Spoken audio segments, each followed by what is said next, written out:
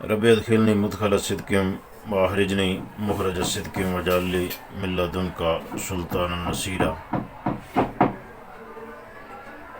رمضان المبارک کی آمد ہے اور ہمیں پرتپاک اور پرجوش طریقے سے آنے والے رمضان کو مرحبا کہنا ہے، خوش آمدید کہنا ہے۔ رمضان نیکیوں کا موسم بہار ہے جو اللہ کی توفیق اور عنایت کے ساتھ ایک دفعہ پھر ہماری زندگیوں پر سایہ فگن ہونے کو ہے۔ آئیے سرکار دو عالم صلی اللہ علیہ وسلم کی تعلیم فرمائی ہوئی وہ دعا پڑھ لیں جو نعمتوں کے حاصل ہونے پر سرکار گرامی مرتبت پڑھا کرتے تھے۔ الحمدللہ الذی بعزتہ وجلالہ وبنعمتہ تتم الصالحات۔ الحمدللہ الذی بعزتہ وجلالہ وبنعمتہ تتم الصالحات۔ رمضان کو اگر ہم 3 کیٹیگریز میں تقسیم کریں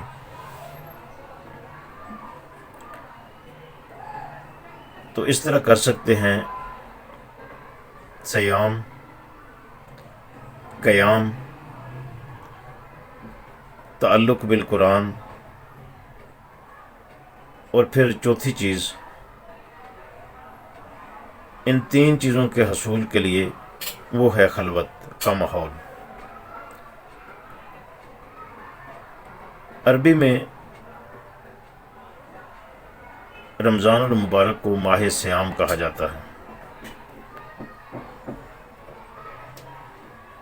یہ صیام عربی لغت میں پہلے بھی استعمال ہوتا تھا۔ اللہ نے اس عبادت کا نام رکھنے کے لیے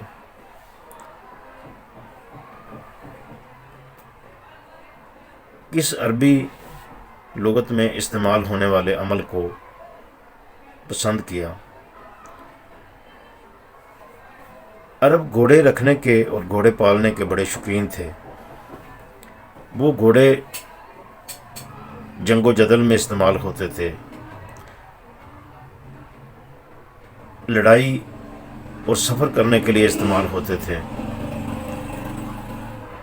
نوجوانان عرب ان گھوڑوں کے ذریعے مار کے سر کیا کرتے تھے۔ دور دور جا کر قبیلوں پہ شب ہون مارنا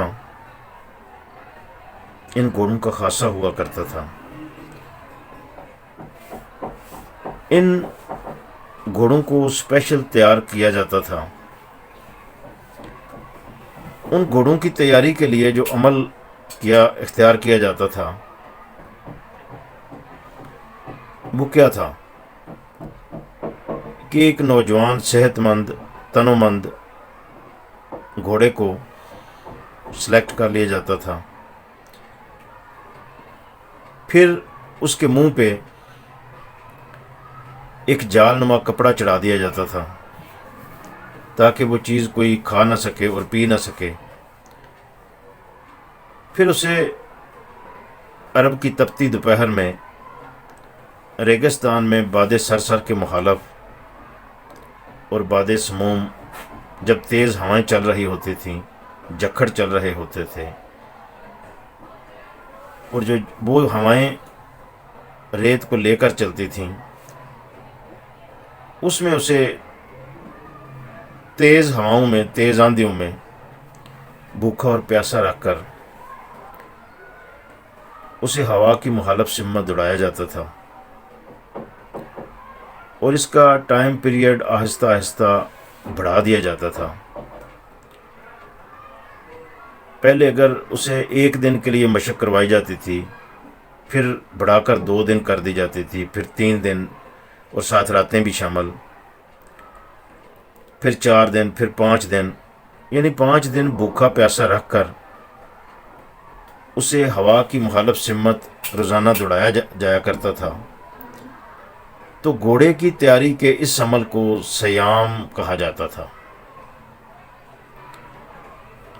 ہر عمل کے پیچھے کوئی غرض ہوتی ہے، ہر مشق کے پیچھے کوئی غرض ہوتی ہے، کسی مقصد کے لیے مشق کروائی جاتی ہے۔ تو اللہ مومنین کو بھوکا اور پیاسا رکھ کر صرف سزا دینے کے لیے نہیں رکھتا، بلکہ اس مومن نے آگے جا کر اللہ کے دین کے غلبے کے لیے جس جدوجہد کے مراحل سے گزرنا ہوتا ہے، وہ تن آسان مومن وہ کام نہیں کر سکتا، وہ مار کے سر نہیں کر سکتا۔ تو ان مارکوں کی تیاری کے لیے اسے سیام کے عمل سے گزارا جاتا ہے۔ یہ لفظ سیام وہاں سے لیا گیا کہ ان اسپیشل گھوڑوں کی تیاری کے جو مشق کی جاتی تھی، جو عمل کیا جاتا تھا ان کی تیاری کے لیے، اس کو لفظ سیام سے بیان کیا جاتا تھا۔ تو اللہ اپنے بندوں سے کچھ ایسے بندے چاہتا ہے جو اس کے دین کے غلبے کے لیے کام کریں،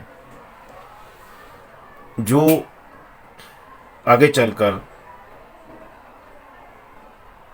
ان عظیم مقاصد کو حاصل کرنے کے لیے استعمال ہو سکیں جو دین کے غلبے کے لیے ضروری مراحل ہیں۔ تو اس لیے اس عمل کو تشبیہاً سیام کا نام دیا گیا۔ والسلام۔